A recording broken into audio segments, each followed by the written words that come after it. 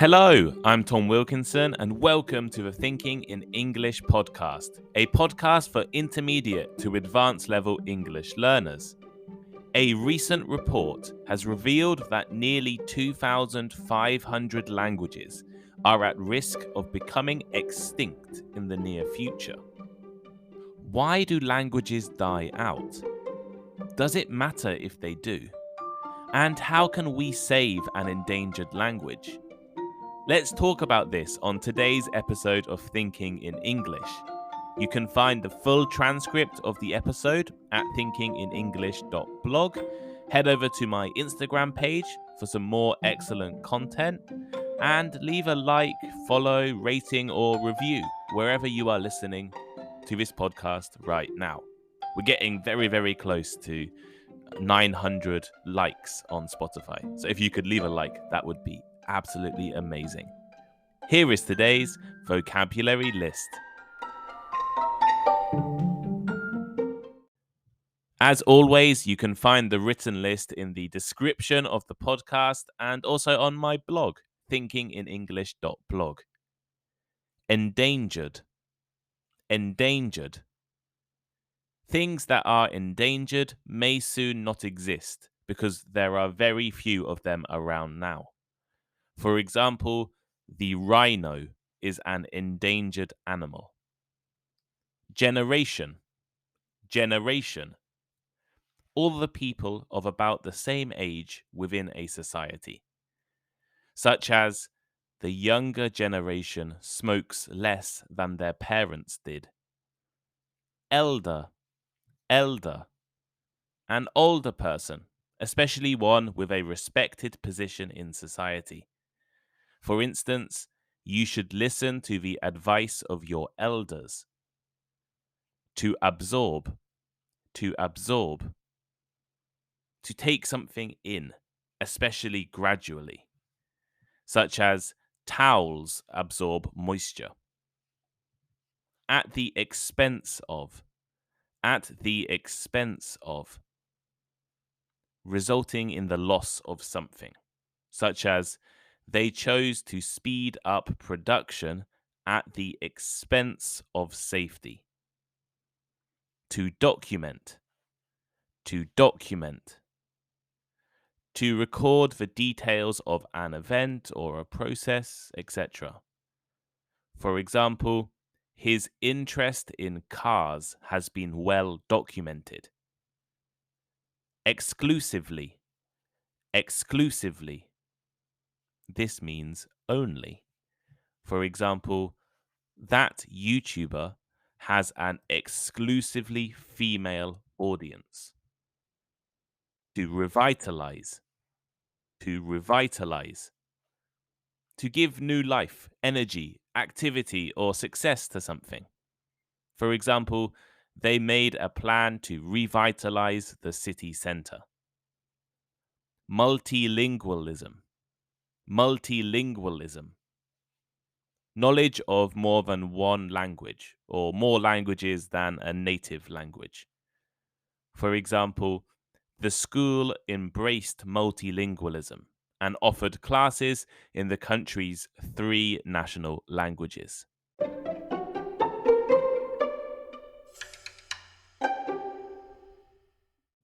According to the Endangered Languages Project from Eastern Michigan University and the University of Hawaii, thousands of languages are at risk of becoming extinct.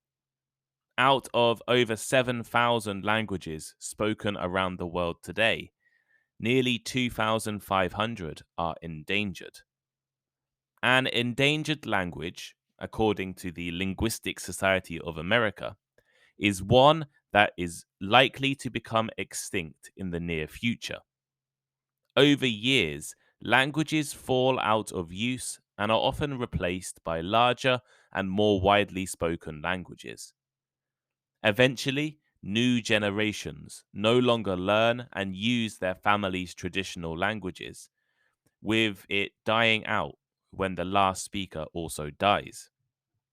UNESCO has a classification system for endangered languages with 5 different levels: vulnerable languages, are still spoken by children, but only in certain places, like the home. Definitely endangered languages are no longer spoken by children as a native language. Severely endangered languages are spoken by grandparents and elders, but are not used to speak to children. Critically endangered languages are only spoken by elder generations and used only infrequently. And extinct languages have no speakers left. Languages can become extinct for a variety of reasons. Most shocking and terrible reason is genocide. The Tasmanian languages, for example, largely became extinct in the 19th century thanks to British and European settlers' attempts to destroy the culture and societies on the island of Australia. Also, countless languages throughout the Americas and the Caribbean disappeared when the Europeans arrived and introduced new diseases, and millions of people died. More common, however, is languages becoming extinct when a small community is absorbed into a larger or more powerful community. While in some cases, people are encouraged to learn both their own language and the outsider languages, often there is pressure for small communities to give up their culture and identity. Think about a region like the Americas. Before the arrival of Europeans, the continent was populated by indigenous peoples with a wide diversity and variety of native languages. Today, English, Spanish, and Portuguese dominate the Americas and are largely required to become successful. Speaking the majority or major language is usually the key to education, jobs, and opportunities. Sometimes the pressure to give up your native language is also very direct. In settler colonies like Australia, the US, and Canada, the languages spoken by indigenous people were often deliberately restricted. In fact, Native Americans in the US were often punished for using their native languages in schools. If the language is no longer being learned by children, a language can become endangered at a very fast pace. The Yupik languages of Alaska's Yupik Eskimo communities took just a single generation to become endangered. Parents who spoke native Yupik raised their children only in English, and they raised children who could not speak Yupik, and the language therefore became endangered. In other cases, it can be a much slower process.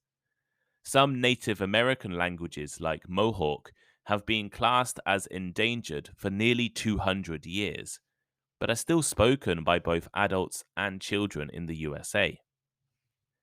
Endangered languages are most commonly spoken by minority communities, especially minority communities that are small in number and have to compete with other more powerful languages. Languages including English, Spanish, Portuguese, Chinese, Russian, Arabic, Swahili, and Indonesian are increasingly being taught to minority communities and children at the expense of their native languages. Some estimates suggest that within a century, 80% of the world's languages may become extinct. Particularly at threat are the indigenous languages of Papua New Guinea, Australia, and the Americas. Jingulu in northern Australia is only spoken by a handful of people. There are fewer than 5 speakers of the Ainu language in northern Japan, which is a language I have studied a little in the past. And there is only one documented speaker of the Kawishana language of Brazil. Australia is, I guess, known as the home of endangered languages. When Europeans arrived, there were around 300 different languages spoken in Australia. Since then, 100 have gone extinct, and around 95% of the remaining languages are close to dying out.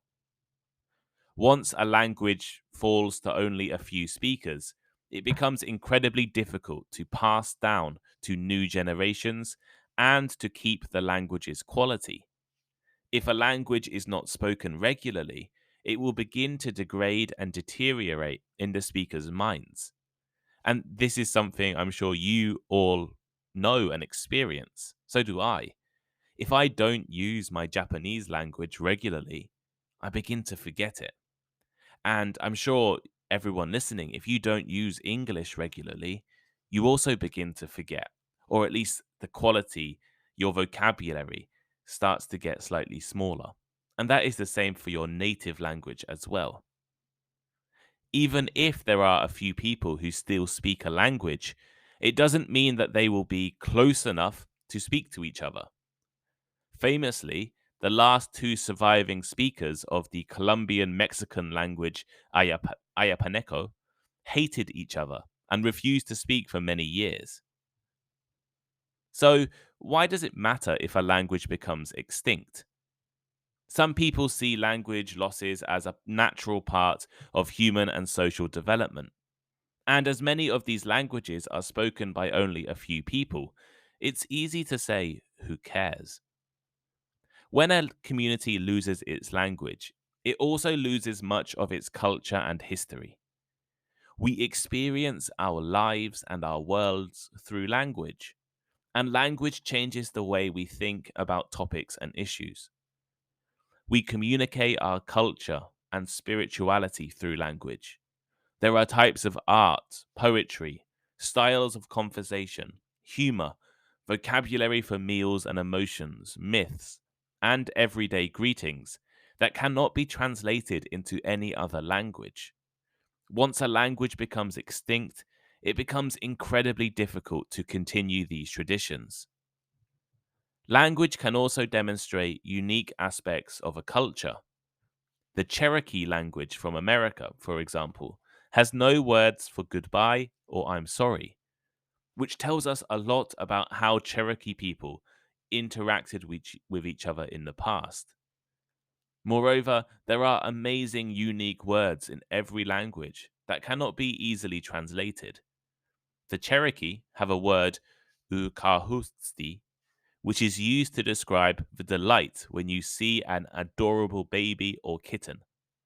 Without a language, these aspects of culture can be forgotten as they can't be expressed in English or any other European or major language. Our languages also tell us a lot about the history of our communities and ancestors. By studying languages, researchers can trace connections of communities and work out how societies formed.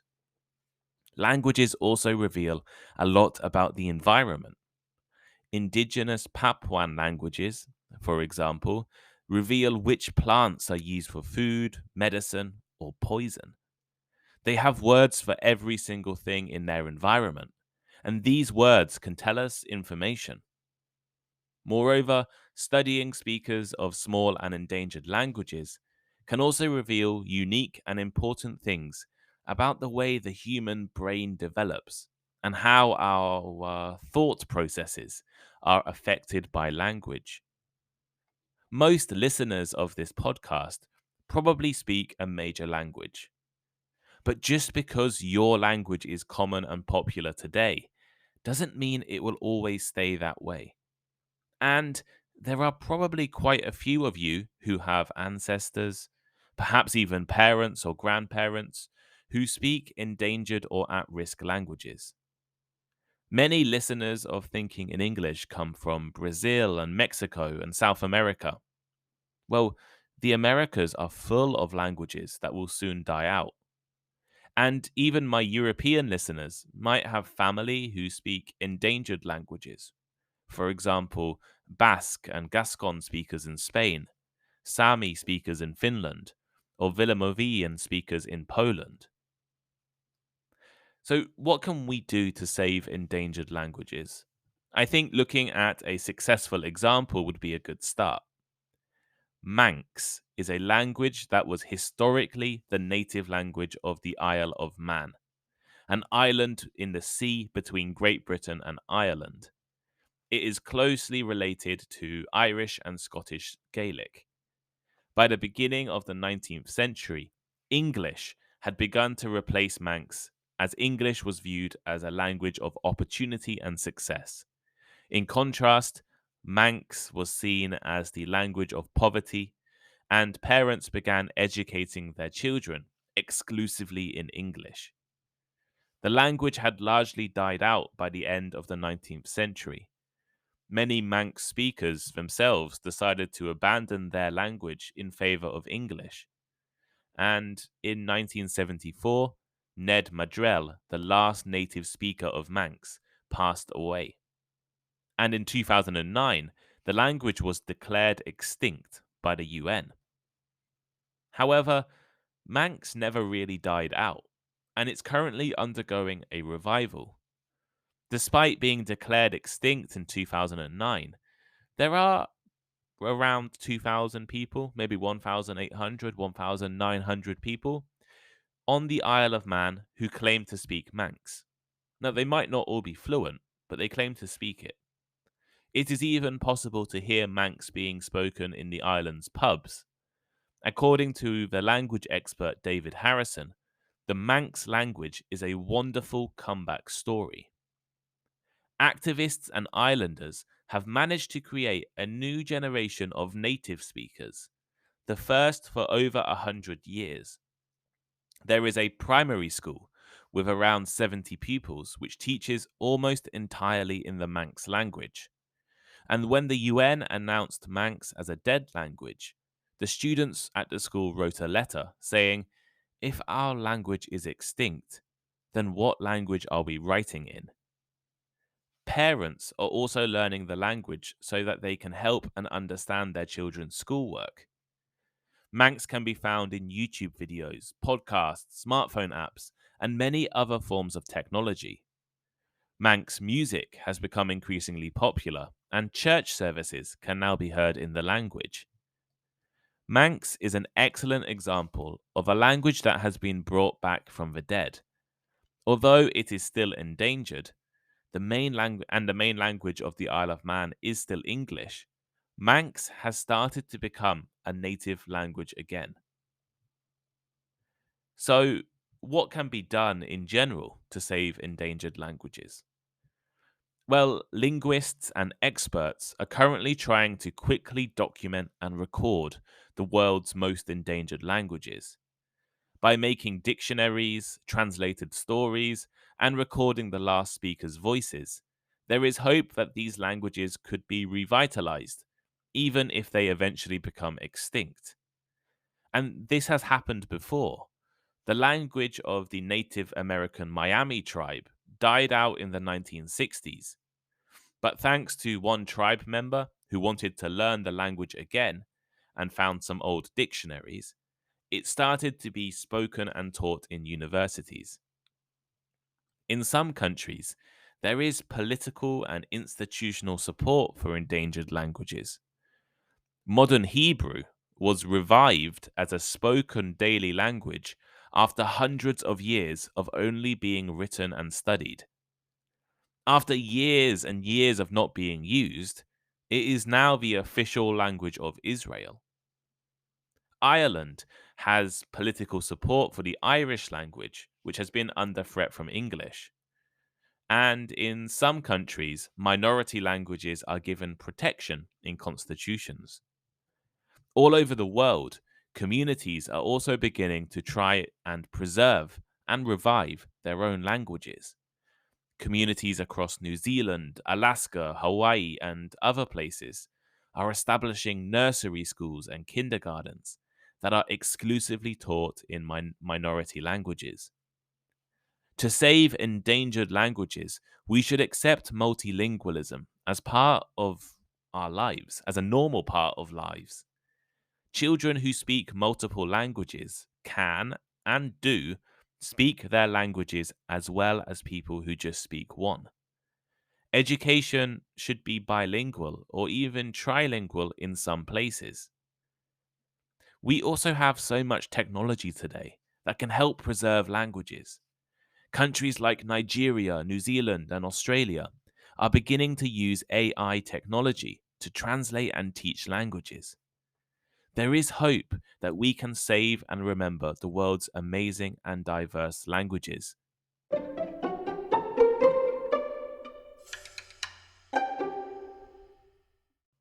On today's episode of Thinking in English, I have looked at endangered languages. There is a chance that within my lifetime, thousands of languages will disappear from the earth, taking with them years of knowledge, traditions, culture, and history. Personally, I feel like this would be a great tragedy. There are ways to save and bring languages back. Manx, the language of the Isle of Man, is an excellent example of how to bring a dead language back to life. Miami, the language of the Miami tribe in America, or modern Hebrew, are also examples of how to bring languages back. Hopefully, the same can be done for other languages around the world. We need to accept multilingualism in our societies, encourage children to keep their native languages instead of just learning the majority language, and make efforts to record and document the world's languages. What is your native language? Do you speak an endangered language, or do you know anyone who speaks one? What do you think we should do to protect and save endangered languages? I'd love to know your comments and your opinions. So feel free to leave one in the blog, reply on Spotify if you listen on Spotify, or send me a message on Instagram. Yeah, I'd really love to hear what languages you speak and what you think we should do to protect endangered languages. Also, go to Instagram. When you send me a message, you can also follow me and leave some likes on some of my posts. Leave a like, review, rating on whichever podcast platform you're listening right now.